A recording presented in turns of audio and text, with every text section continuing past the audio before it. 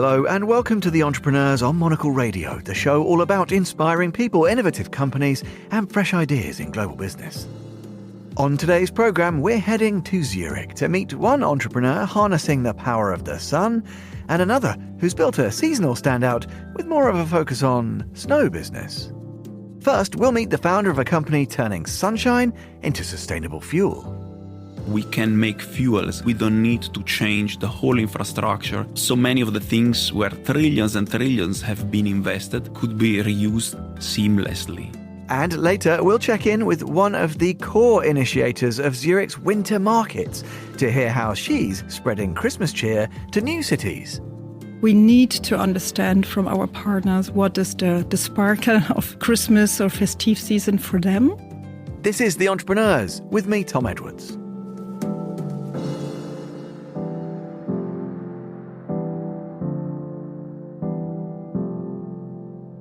You're listening to The Entrepreneurs.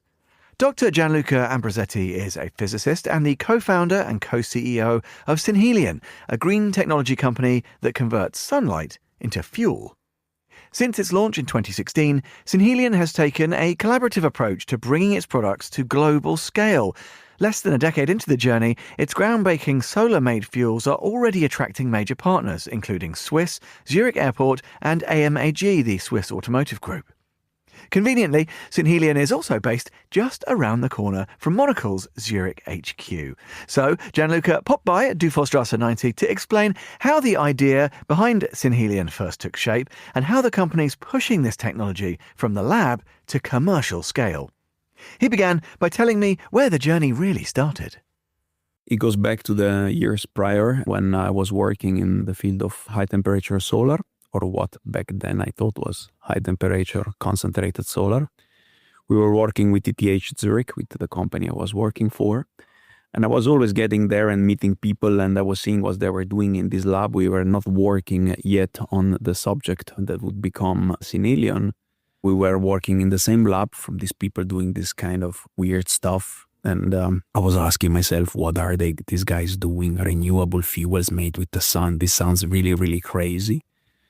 But actually, with the time being there, it got under my skin. So in 2016, together with Philipp Furler, the other co-founder and co-CEO, and some early supporters and personnel, we decided, to try to really bridge this into the market and try to scale those technologies and, to really make an impact, to go away from the lab. And this was 2016. So, back then, it was not yet let's say, there was not yet a broader knowledge around the possibility to make fuels in a sustainable way. I remember my sister saying, my brother is transforming water into gasoline. It sounded like really esoteric. And this was back then, and it was exciting, and it was, far away from everything. Now we have, of course, gone a long way in coming much closer to, let's say, commercial reality. Well, yeah, and I guess one of the things that underpins the foundational advantages that you are seeking to leverage here is this idea that the technologies, the innovations you're driving don't require the same level of modification to other existing hierarchies and infrastructure. If we think about, engine technology, fuel infrastructure, this is often the conversation, is it, around renewables, is that there's a complex secondary infrastructure. Is one of the advantages, and it speaks to the scaling question as well, Gianluca, that the technologies you're developing don't require the same kind of corollary reinvestment and re-engineering. Is that fair to say?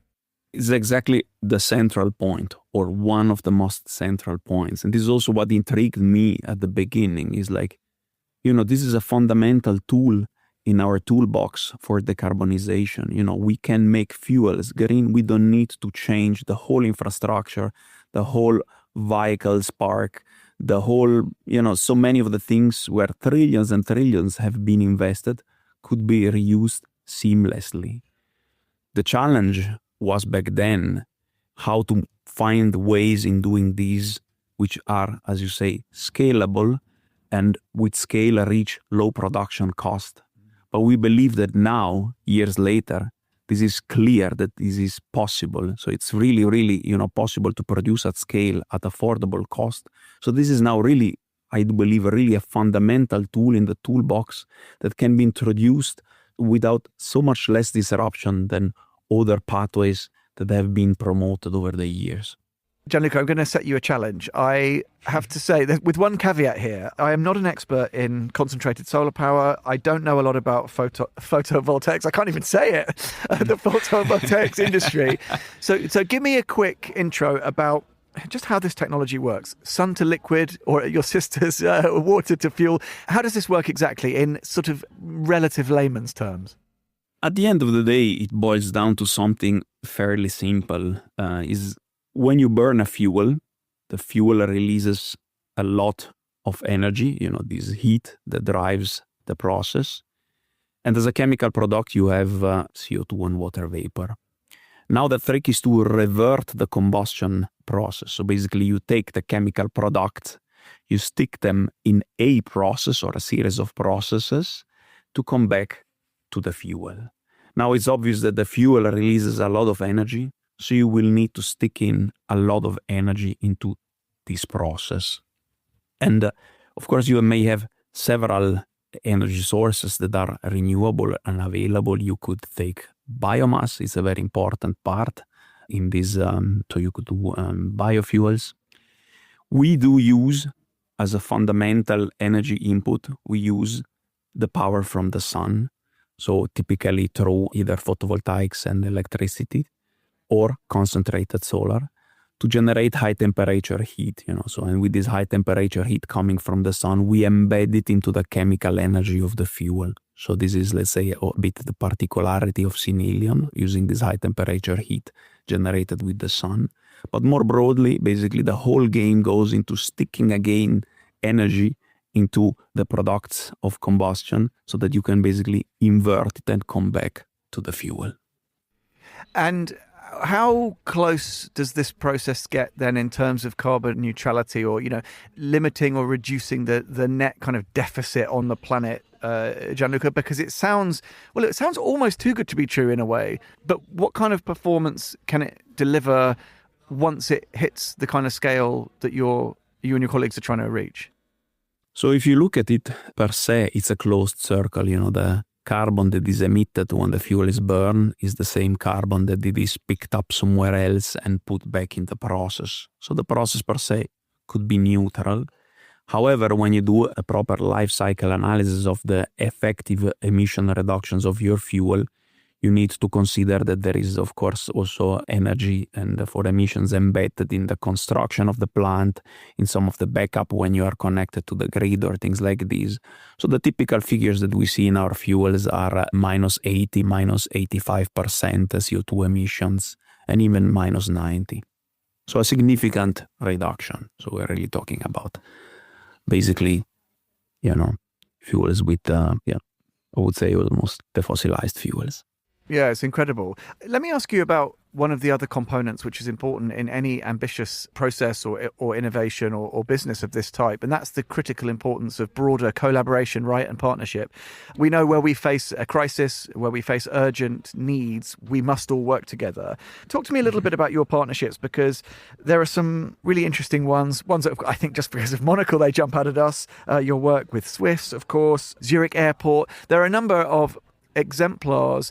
And to my mind, these are partnerships which are with other like-minded institutions, right? People who are interested in moving the needle, in innovation, in doing that while still maintaining premium positions in whatever their market is. What do you look for, Gianluca, in the partners with whom that you do collaborate? I mean, of course, we do believe deeply in partnerships. We have them on the technology side as well as on the off-taker customer sides, as you mentioned, Swiss, the Lufthansa Group, the airport of Zurich. Those are really very relevant for us. I mean, the technological ones help us to scale the technology, to shoulder with us some of the technological risks, to help us with their experience.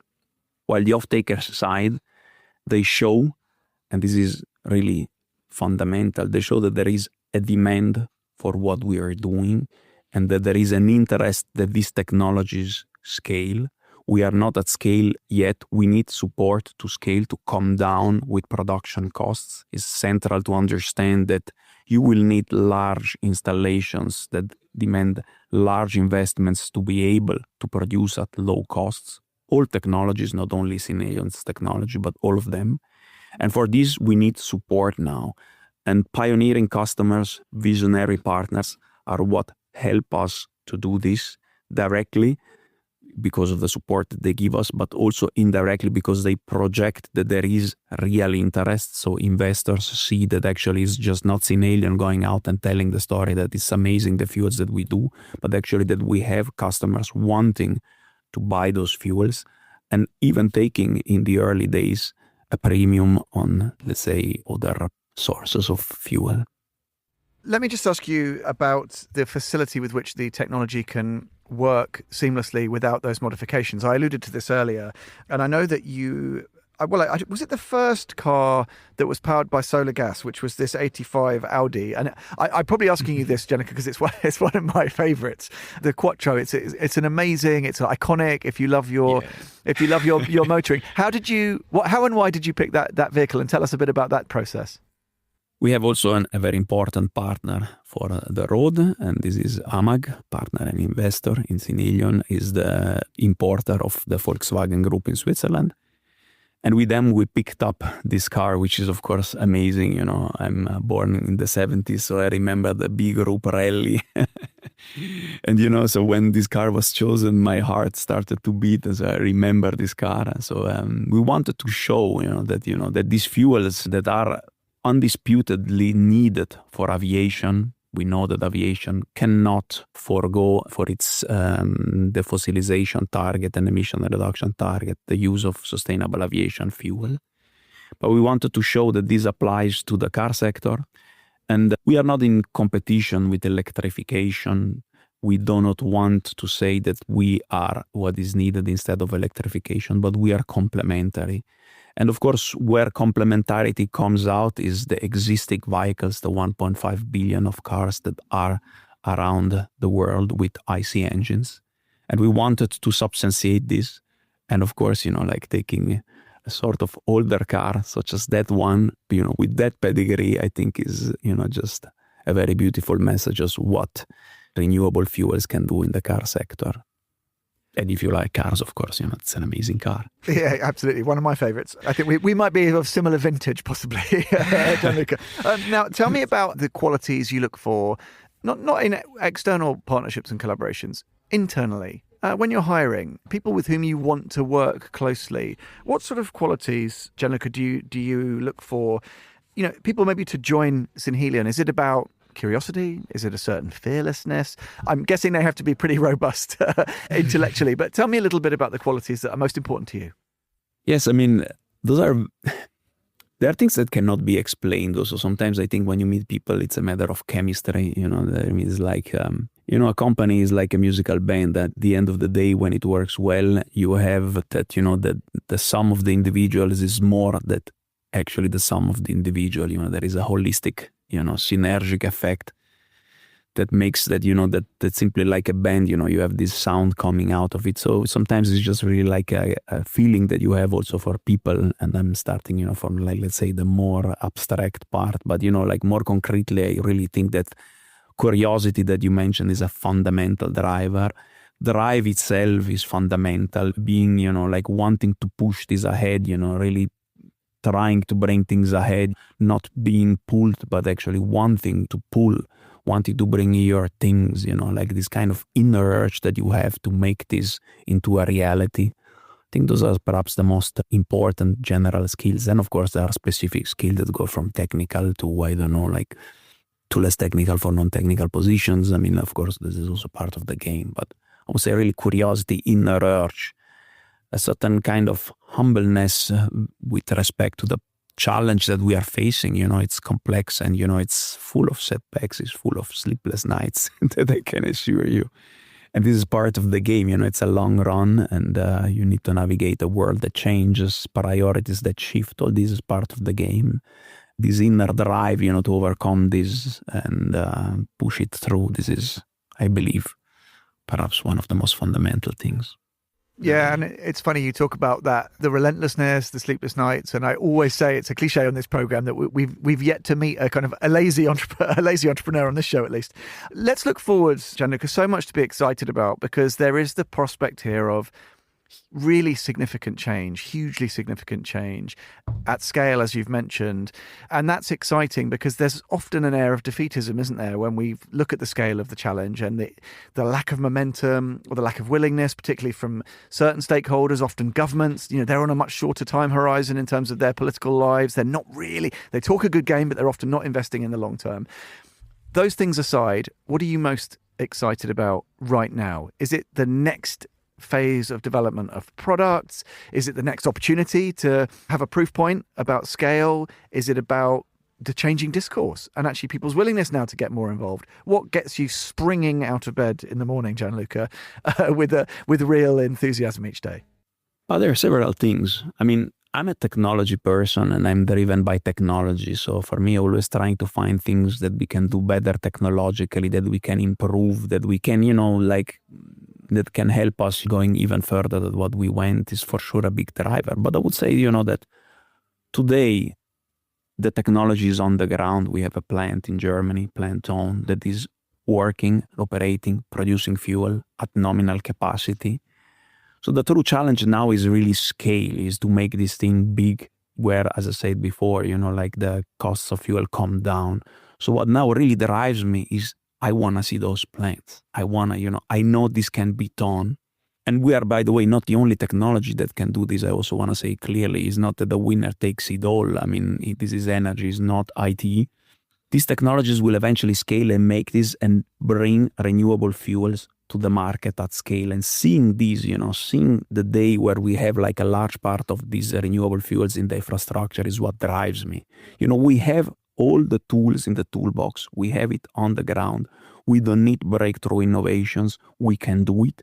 We need to scale. And this is really like seeing the next steps become reality when I see on the CAD, on the CAD, the drawings of the next step of with all the details, the piping, the stairs and all these kind of things that you see that it is becoming real. This is really a kick that you get and you say like, I want to see this. I want to see this. That was Gianluca Ambrosetti, the co-founder and co-CEO of Synhelion. And you can find out more about this quite brilliant business by heading to synhelion.com.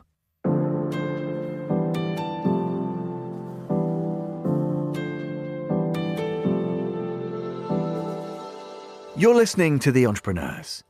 Katja Weber is the co-founder and creative force behind Zurich's much-beloved Christmas markets.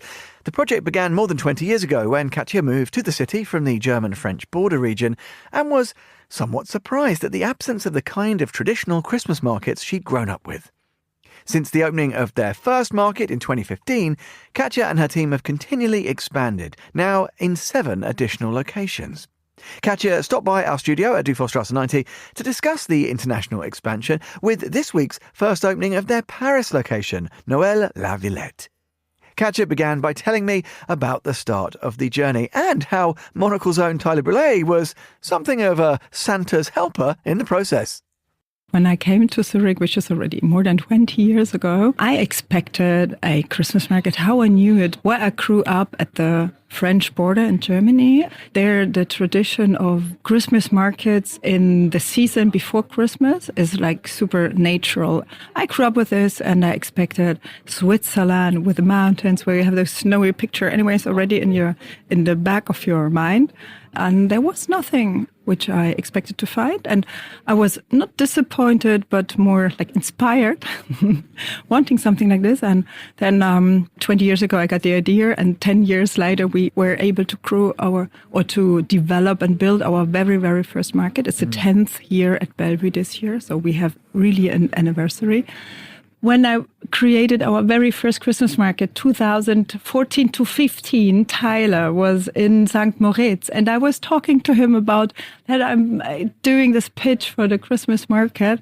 We all know that he also really likes this festive season and all those things that are going on there. And so he told me of this Christmas market that he saw in Südtirol. So he kind of gave me the one or the other hint or inspiration on how to make our markets special. But when you start and you don't see the big picture already or the objective or what came out of this now, it's you go step by step. And we had a lot of obstacles in our way. And my very first Christmas market was actually indoors, tiny markets with a little bit of food, with a lot of tiny production designers, local designers. Yeah, and crew with them together. And some are still part of our network. They developed amazingly. On this way as well, we created food markets, and then they became part of our network. And yeah, it all developed into what you see today. And I'm also a little bit proud of all of us because it's a collective thing. It's a collective success story. Not just mine, not just ours. It's us. No, absolutely. And I think it's because it's built on those values that Christmas should be about, community and sharing and celebrating. Let's talk a little bit about a couple of the specific kind of venues, because I know, as you said, you've consolidated, you've grown, you have the sort of the food market. There's the Weihnachtsdorf village, actually very near where you are, right, near Monocle HQ, just down the road.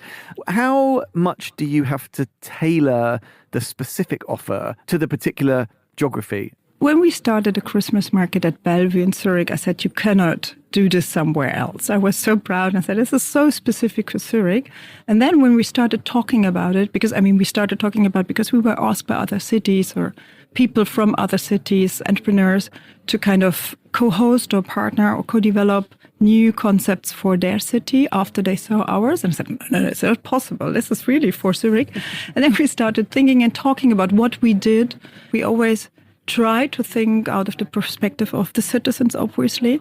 So we need to understand from our partners what is the sparkle of Christmas or festive season for them. So this is even different when you only go 1 hour away to Lucerne, where we did a market some years ago, or where we co-created with locals. It looks completely different. There's Rudolph is like the main thing, the animal.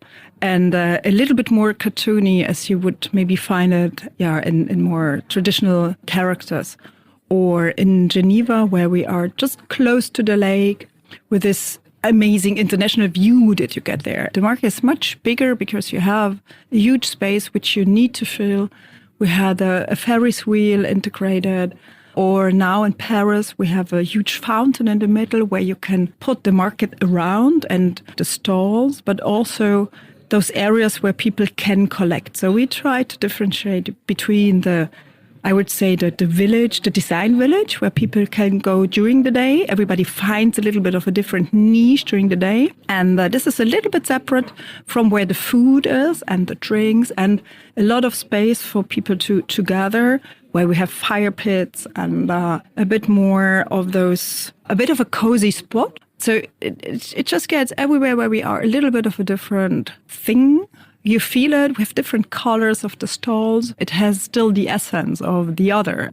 But I think that's really interesting that you say it's definitely recognizably the same, but it's very, very different, because that's quite an interesting creative tension, isn't it? To make sure that places are unique and yet part of the family. Tell me about going forward then. When you look ahead into 2026 and beyond, is it too soon to ask you about that? I feel bad even asking. Not at all, because every year we have to build our villages again and again. So you always have to find a team, and we have the basis of our team stays, but of course since you have 10 months of break in between, you always need to find good new people and bring them together, get them to the spirit. And so every year you have this basic challenge.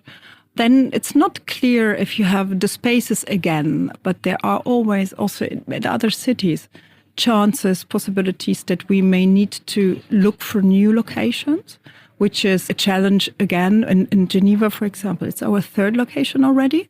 Every location was inspiring to do something new, but it's also tiring, of course, in a way, because if you don't have to change location but can go into deepness, and this is something I really like, you can make it better and better every year. I don't know if this is, it's not so spectacular.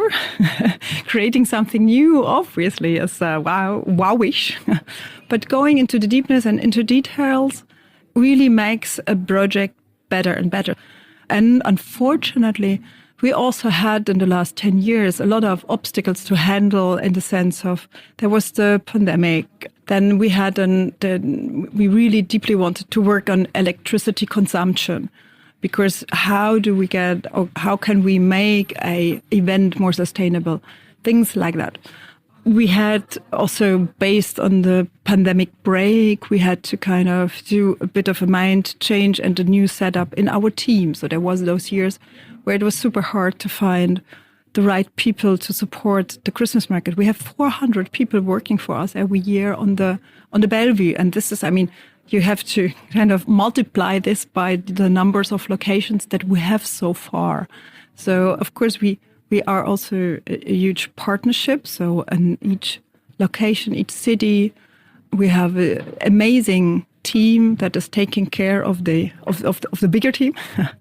But still, every year we do have new challenges. So if we will continue on the Bellevue, I'm like super excited to think of the next 5 years, how we can keep this, what we have, the substance, because I think right now it's a time for persistency or for giving people stability. So I don't want to do like huge changes, but we need to progress with continuous change. Let me just ask you, Katja, maybe just finally about, I love that you had, to my mind, I think it's a new concept of wowishness, which I really love, which you just said a minute ago.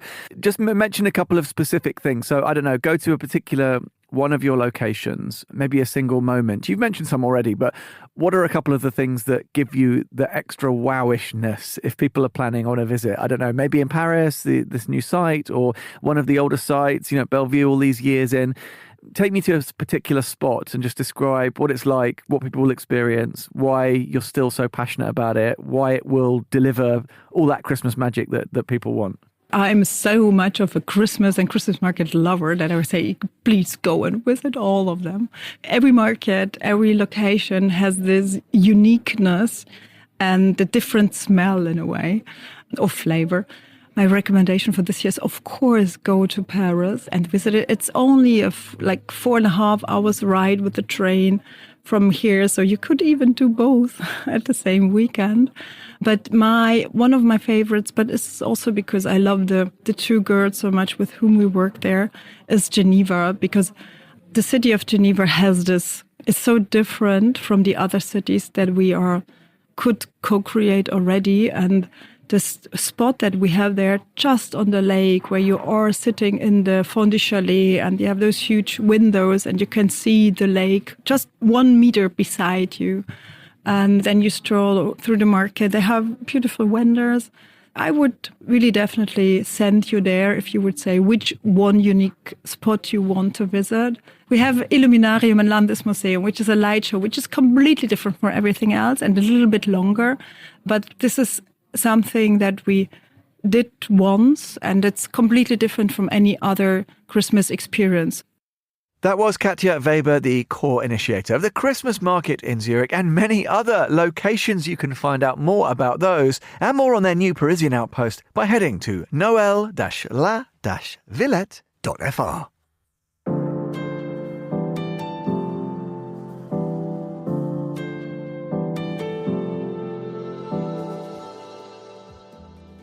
And that's all for this episode of The Entrepreneurs. We'll be back at the same time next week. The programme's produced by Laura Kramer with audio editing by Jack Dewars. You can listen again and find out more about the programme at monocle.com or follow us wherever you get your podcasts. If you'd like to get in touch with the team, drop a line to Laura. She's on lrk@monocle.com. I'm Tom Edwards. Goodbye and thanks for listening to The Entrepreneurs.